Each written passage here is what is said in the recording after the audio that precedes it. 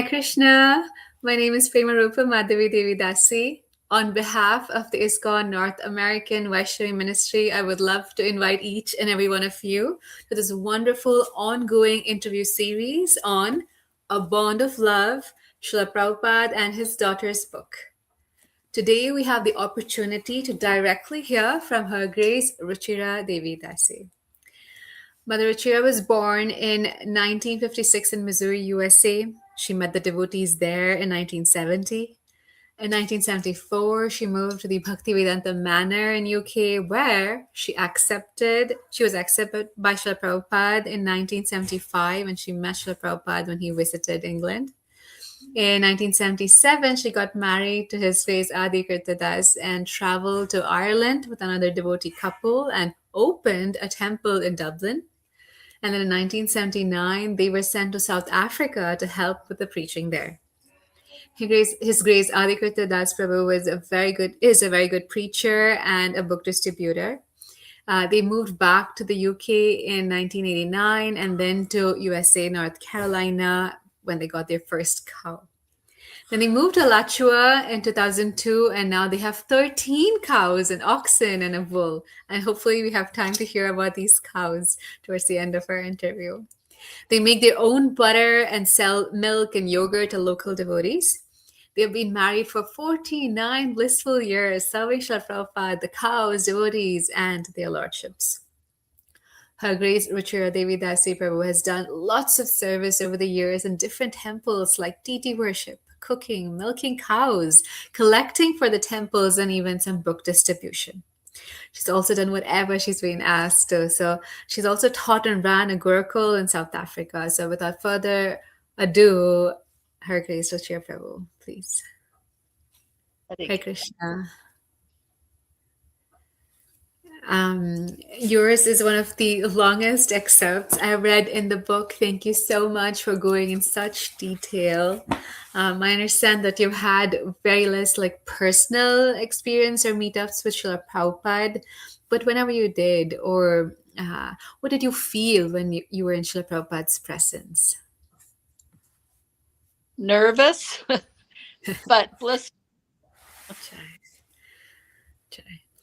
I remember when we were talking, you were even mentioning that you feel, service and separation, which is the mood that we're in, right? Chaitanya Mahaprabhu's mood. Do you want to elaborate on that? Yes, because Srila Prabhupada was always moving around while he was on the planet. He was going to preach in other places, and enthuse the devotees. So you only saw him once a year, maybe. Luckily, I was in England because Srila Prabhupada would come through there from America to India or to other countries. London was the hub, so he'd come through quite. But you just served in separation, knowing that you were pleasing Srila Prabhupada with your service. Beautiful. I love how in the book you mentioned that we have our whole life to be grateful. Right? Every single thing we do is because Srila Prabhupada showed us how to do.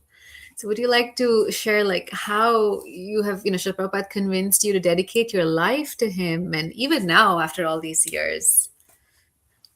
I think because I was searching for something, and I was brought up Catholic, and I thought, okay, maybe I could become a nun. But when I thought about it, I thought, no way. I don't think I could do it. I need a family. I need, so as soon as I met Srila, and I'd read a Bhagavad Gita, one of those little Gita Press impersonal ones.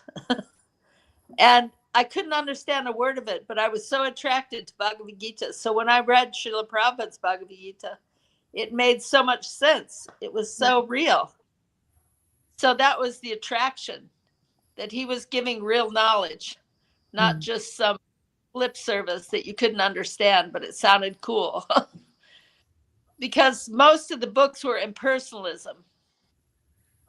But Srila Prabhupada's was personal. And for me, God was personal. So it just clicked. And because he lived what he preached, that was even more of a attraction. And it keeps me going to this day. Yeah.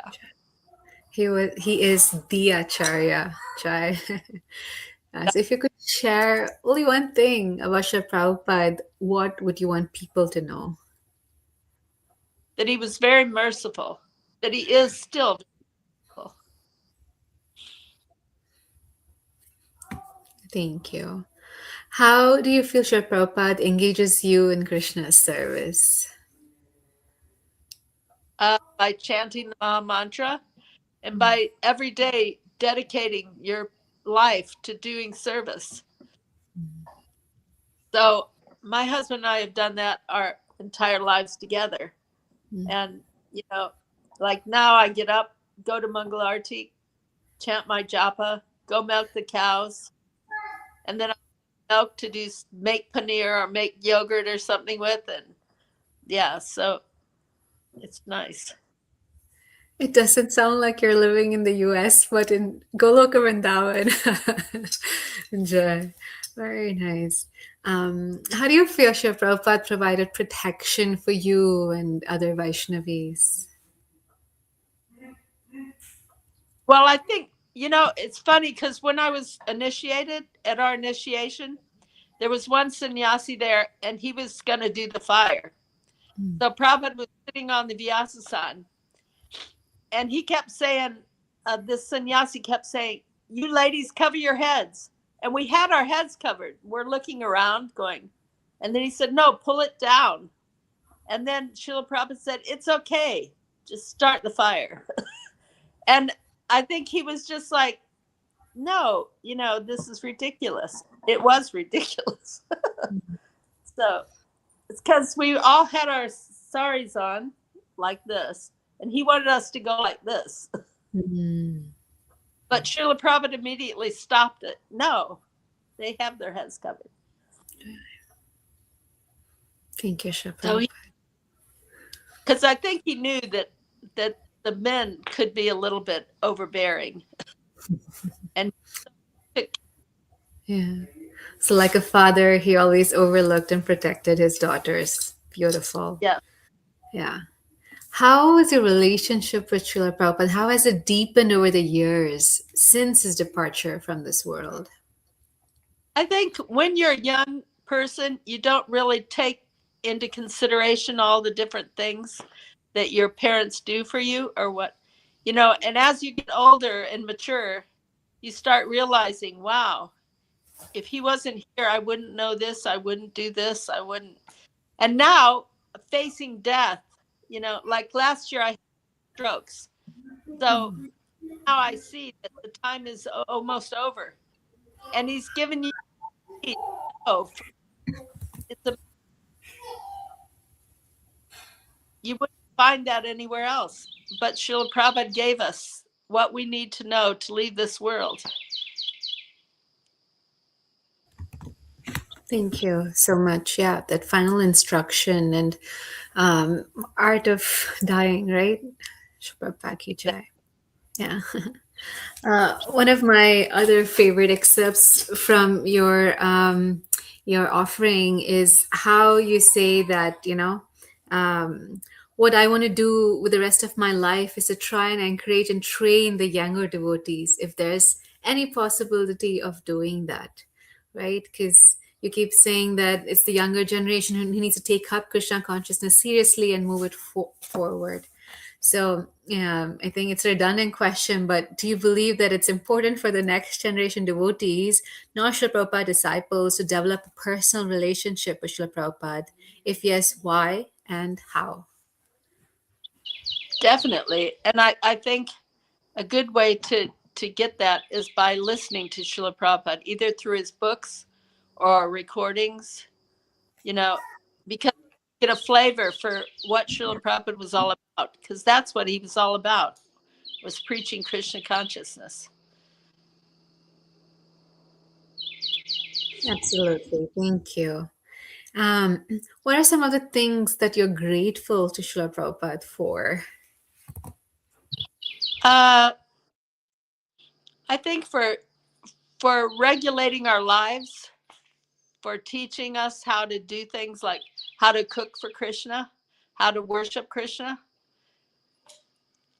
telling us about Lord Chaitanya. Yeah, it's pretty amazing. Yes, we're so fortunate. um, Cows, you have cows. It's very rare for people, especially in the US, to have cows and to serve them. Srila Prabhupada always said, "Go seva, Brahman seva," right? And you're doing that actually. Would you like to share or enlighten us more about it to encourage, the younger generation? I can't go. Yes. Yes. I think, we need to, learn. Sorry, could you repeat that one more time? Yeah, no, of course. I just wanted you to enlighten us on like your Go Seva that you're actually doing. We only hear or we only read about it, right? In Srimad Bhagavatam or so many of Srila Prabhupada's purports or his letters and so forth. But you are actually doing it. So could you enlighten us more about that Seva and how you could encourage younger generations to take up that Seva? Actually, it's quite an amazing service because the cows are they're so peaceful. And we've had devotees come out here just to help, just to get that peace from the cows, just being there and milking the cows. And without cow protection, you have no Brahminical society.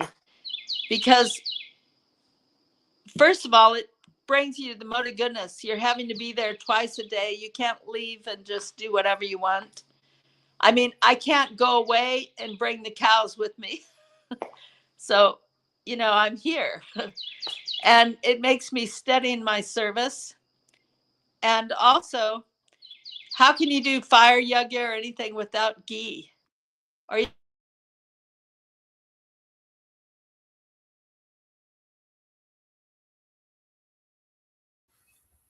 Yeah, very good points that you've shared there. We can't do anything without the cow, mother cow.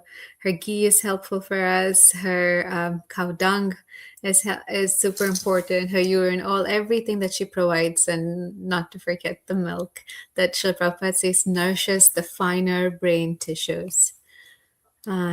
Unfortunately, looks like we've lost Mother Rucira, but that was so enlightening how she says that Srila Prabhupada, even if she's not personally served like most of us, we can serve Srila Prabhupada in separation.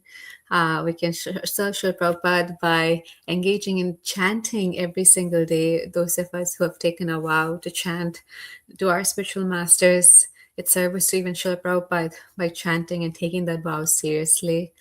She even mentions how she feels that Srila Prabhupada catches her from veering off. Also, that he appears in her dream to even guide her just because she reads so much and she hears him every single day. So, these are some wonderful lessons and realizations that we can take from Mother Rucira. I guess that would be all today. But again, thank you all so much for joining. Stay tuned. If you haven't subscribed to our YouTube channel, A Bond of Love interview series, please do so you can know the latest updates. But thank you all so much for your kind attention. Hare Krishna.